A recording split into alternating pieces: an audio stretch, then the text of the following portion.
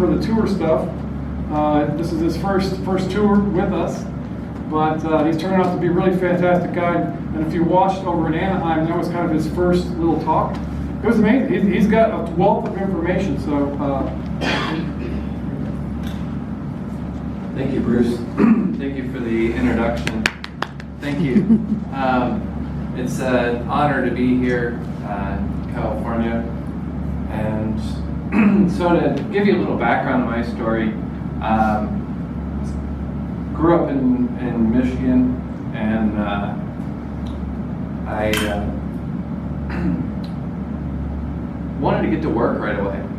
You know, I found a job as a travel agent. You know, at the time I didn't want to go to school. I worked as a travel agent. I loved that as a cruise specialist, and that was great until 9/11 happened, and all of a sudden the people stopped traveling. So I had to go find something else to do. So I worked in the auto industry and watched. You know, a lot of people don't know the history of Detroit, and a lot of people even in Detroit they don't know the history. But you know, it's there's wood, there's fur, there's pharmaceutical industry, there's salt. You know, with the waterways right there, it created a lot of opportunities. One of the fastest growing cities in the country for many years, and people were actually getting free out of the South. So let's say if during the times of slavery in America, if people made to Windsor, Canada, they were free for life. So Detroit was the last stop on the Underground Railroad on a pursuit of freedom. But the economy was so strong that people were like, hey, why don't we just settle down here? In the community, you had people from all walks of life and all backgrounds living and working together. So if you have one person from one background on this side of the assembly line and one person from this background on that side of the assembly line, they could earn a solid income and live a very comfortable life. Now, you know, at the same time, that is a dream for the elites. And I didn't understand that growing up as a kid. I didn't understand what was going on in the world. And I grew up playing golf, and my dad wanted to be a professional golfer, and I was pretty decent at it, but it's incredibly competitive. And thankfully nobody's ever shot an 18. If anybody were ever to shoot an 18, it would be a perfect score. It would ruin the game, and maybe everybody would go on to something else. I wanted to be a race car driver, you know, because that seemed a whole lot more fun and exciting.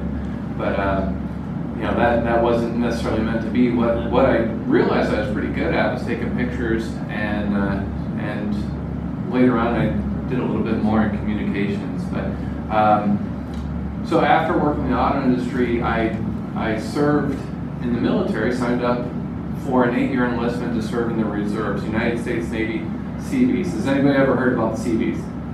Okay, so C for construction, B for battalion. So, but the Navy's got to put a fun spin on everything, so they're going to spell it SEABEE.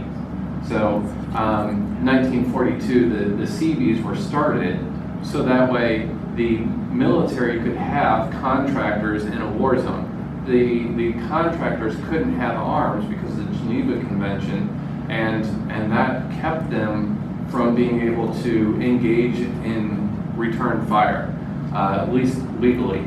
So the Navy said, hey, we'll take all those guys and we'll train them up and we'll give them uniforms. And at one point there were 300,000 Navy Seabees in World War II.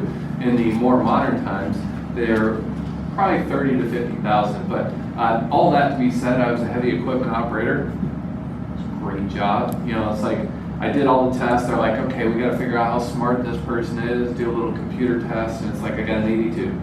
All right, they're like, you can do anything except nuclear propulsion. I'm like, great, I have no interest in nuclear propulsion. What else do you, what do you need most? Oh, we need people to do construction. Okay, all right, what do you got? Builder's full, but we have equipment operator. I'm like, oh, great, equipment operator. That's even better. I get to operate the equipment, huh? You know. So go through the basic training, go through advanced training, and as a reservist, we did the full basic and advanced training. Then you go back home, go back to your day job, and you do your training 2 days a month, 2 weeks a year, and then go on deployment once every 3 years was our standard cycle. So 2010 comes around, we get a notification from Washington, D.C., from somebody that Barack Obama signs a nice little piece of paper to give me an all-expense-paid trip to Afghanistan with hundreds of my fellow CPs. And, so it was interesting because I was actually given the option, because our battalion's 700 people, and they're like, hey, we appreciate some of the extra things that you've taken on. You volunteered for extra tasks. We're going to give you first choice of 4 countries. You can go to Kuwait, Bahrain, Iraq, or Afghanistan. I'm like, well, I already lived in Las Vegas. Yeah, this isn't going to be a desk job in an air-conditioned building, and I'm not going to be riding around in an air-conditioned car. So, let's see. And then, so there's Kuwait, Bahrain, Iraq, Afghanistan. So, Kuwait will be safe. Maybe, I think Mom would like that if I end up in Kuwait, because then I'm not in the war zone. So I thought about it, and I thought about it for 2 weeks, and then I got back with my chain of command. I said, wait a minute. I didn't go through all this training not to have the real experience. I was thinking to myself, I'm like, okay, not Iraq, okay, Afghanistan. That's where the hot spot was at that time. So send me to Afghanistan. So we go out there, and takes like 2 days. You go to Kuwait, and then eventually switch planes, and then go to Afghanistan. So the crazy thing there is, as I was traveling around the country, it's very mountainous. It's not far from what the terrain is, and we just came up Central California here, and or Southern California to Central California, and in that direction, but very mountainous.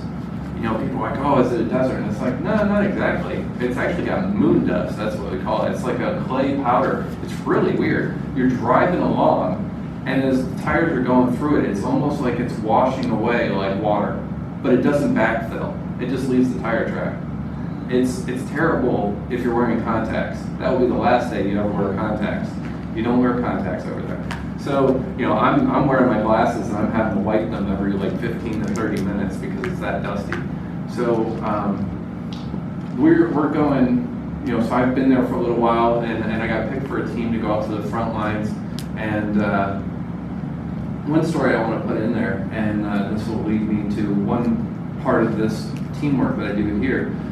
We're getting ready to go out to the front lines, and I got picked to be on a team of 22, and it's about 2 a.m. We're about to go on a helicopter to the next base, and our commanding officer, we actually had the first female commanding officer of naval construction at the time, and she believed, so she was successful in the civilian world, she was successful in the military world, she attended chapel, and she believed in the power of prayer. And I'm standing right next to her. I said, man, I see that, I just knew in my head the chaplain wasn't kind of come around and give us a blessing as we were going off. And I said, ma'am, shouldn't we pray? She said, yes, please do. So, and I said a very simple prayer: Lord, please protect us everywhere we go, and help us be successful in our mission. And amazingly enough, we had unbelievable favor. Now, we had some challenges, stuff happened, but I'm going to take a quick moment to say a quick prayer. And Heavenly Father, thank you for this wonderful day. Thank you that you've preserved us a nation, that people cared enough about my future that I would have an opportunity to speak freely, that I would have an opportunity to learn things and to experience things. And our country's in a situation that we are desperate for you, and we know that you're a miracle working God. And we want to leave our country for the next generation much better than we found it.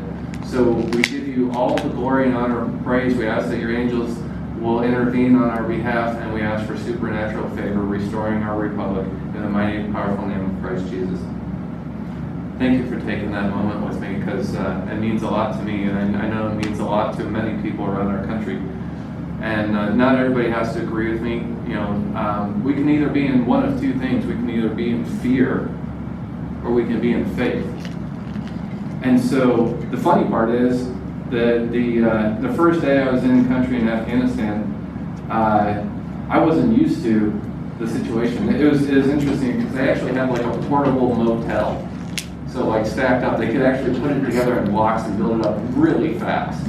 So I'm walking along on the metal walkway, clink, clink, clink, clink, clink, and 2 8-10 warthogs fly over my head, and they're really quiet until they get right on top of you, and they're like, oh my goodness, whoa, what was that? And so I was afraid, right?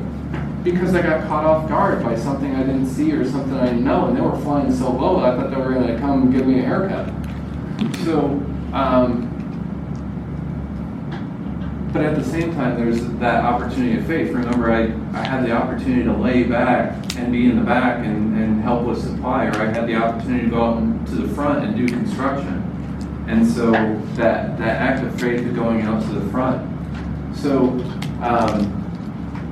there's one story, it's like we actually went out to the front lines, and we could build a base, we could build you a city from the ground up. If you needed a wall 7 foot high, 7 foot thick around this building, we could build that for you as long as we had the right equipment, the supplies, and enough dirt. We could actually build you a 7 foot high, 7 foot thick wall around this building very quickly.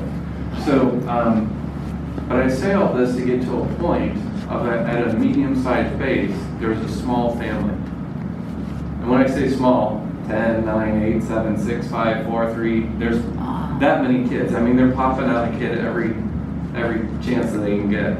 And they're beautiful, and they're funny, and they're curious, and they're a little bit mischievous. And I learned one thing in Passion, which was Marabunny Los Moa. So you can tell a kid in any language, do not touch. And there was the tiniest little kid, little girl, curly hair, all disheveled hair, adorable. She's touching the barbed wire.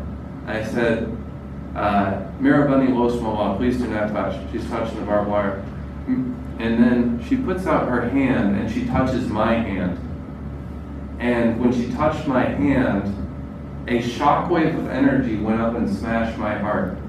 And I was like, what was that? I mean, I just got goosebumps, like, even thinking about it. That this little tiny girl grew up in a war zone and doesn't know I'm wearing a military uniform, that she's wearing plate clothes, and we come from two completely different backgrounds, and we're together in this moment. And I had a life-changing moment. I actually had to take a step back, and then the next 2 days I was thinking, like, what was that all about? And God told me in my prayer, that's how innocent I see you. So when we talk about these children that are out there, they have a power, they have a life force, they have an energy, they have an innocence to them that is so extraordinary that if they are given the opportunity to do the extraordinary things that are planted inside of them, could we live like the Jetsons? The George Jetson, I love that cartoon where they're flying around and they've got robots helping them and they got all this technology.